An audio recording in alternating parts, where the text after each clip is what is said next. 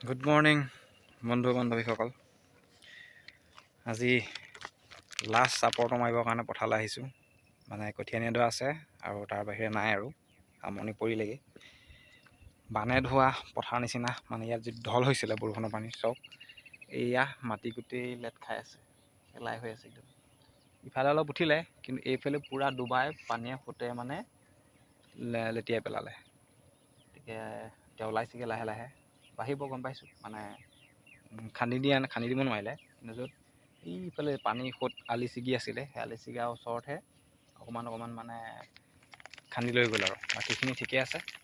গতিকে আহিবগৈ, মানে ৰোৱাটো ধুনীয়াকৈ আহি যাবগৈ। এতিয়া খালি একো পানী নাপালেই হ'ল। এতিয়া ধুনীয়াকৈ কেইটামান ৰ'দ লাগে, সেই ৰ'দত এতিয়া ধুনীয়াকৈ গছটো উঠি আহিব। কি আহিছোঁ এতিয়া কঠীয়ানিকৰণৰ কাৰণে। কঠীয়ানিকৰণ আজি সামৰি পেলাই মানে কঠীয়াখিনি উঠাই মাটিডৰা কৰিবলৈ চাম যিমান সম্ভৱ হয়। বাকী বতৰো আজি ধুনীয়াই, ৰ'দে ধুনীয়াকৈ ওলাই আহিছে। আৰু এটা বস্তু দেখাইছোঁ আপোনালোকক, ৰ'ব।